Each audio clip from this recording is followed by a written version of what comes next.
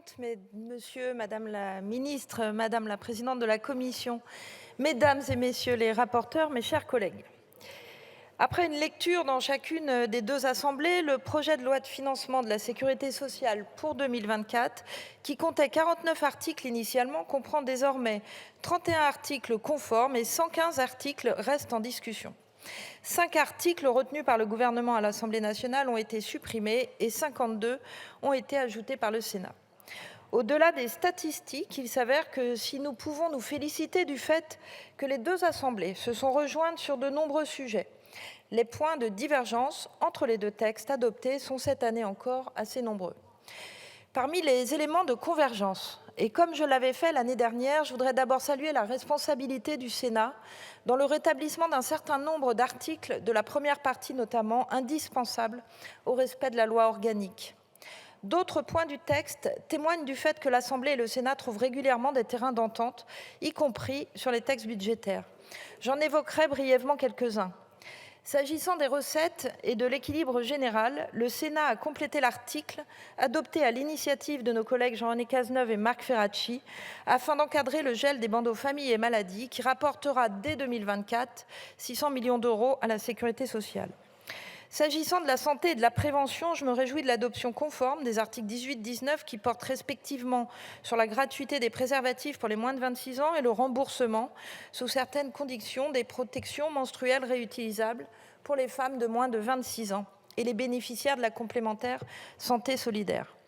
Mais aussi de l'article qui me tient à cœur concernant le dépistage systématique du cytomégalovirus chez la femme enceinte, ou encore de l'article 24 sur la régulation de la permanence des soins dentaires. S'agissant de l'autonomie, je note des modifications apportées concernant l'article 37 et la transformation de l'option vers la fusion des sections en une expérimentation. Je retiens par ailleurs l'insertion de l'article prévoyant le versement par la CNSA d'un complément financier de 150 millions d'euros au département au titre des concours d'APA. Par ailleurs, en ce jour du Day, où Pauline, membre du conseil municipal des enfants et des jeunes de Saint-Cyr-en-Val, m'accompagne et que je tiens à saluer car ici présente dans notre assemblée, je tiens à réaffirmer notre engagement dans ce PLFSS en faveur de l'autonomie des personnes en situation de handicap. Aussi, je me réjouis de la création d'un service de repérage et d'intervention précoce pour les enfants de moins de 6 ans présentant des troubles du développement, ou encore de la prise en charge à 100% des fauteuils roulants, qu'ils soient manuels ou électriques. Ces mesures témoignent de l'engagement de notre majorité en faveur de la prévention. S'agissant de la branche vieillesse, je me réjouis que le Sénat ait complété le texte dans le prolongement des travaux des députés pour tirer certaines conséquences de la réforme des retraites d'avril dernier, notamment en ce qui concerne la surcote parentale et la prise en compte des trimestres validés en tant que parents au foyer ou proches aidants dans le calcul des minima de pension. Ces points d'accord réels et importants ne suffisent cependant pas à masquer des points de divergence sur des sujets pourtant essentiels.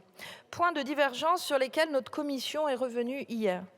S'agissant des recettes et de l'équilibre général, les sénateurs ont supprimé l'article 6 prévoyant notamment la mise en place d'un précompte des cotisations dues par les utilisateurs de plateformes numériques. Cette mesure de simplification devrait pourtant nous permettre de sécuriser le recouvrement de ces cotisations, faisant l'objet d'importantes sous-déclarations à l'origine de 175 millions d'euros de cotisations éludées par la sécurité sociale par an. Il s'agit aussi d'une mesure de progrès pour les micro-entrepreneurs qui utilisent ces plateformes, car la sous-déclaration des cotisations minore l'accès à certains droits sociaux, en particulier en matière de retraite. À l'article 9, les sénateurs ont supprimé l'accroche légale permettant à l'Agirc-Arrco, dans un cadre conventionnel, de tirer les conséquences financières de la fermeture des régimes spéciaux, sans permettre de récupérer le rendement de la réforme des retraites. À l'article 10, le Sénat a adopté un transfert de taxes sur les salaires de la branche maladie vers la branche famille pour un montant de 2 milliards d'euros, correspondant notamment au transfert de la branche famille du financement des indemnités journalières versées pendant le congé maternité, voté en LFSS pour 2023. C'est la raison pour laquelle la Commission a proposé le rétablissement de la version adoptée à l'Assemblée nationale, tout en affectant les économies liées au gel du bandeau famille à la branche vieillesse à hauteur de 100 millions d'euros pour l'année 2024.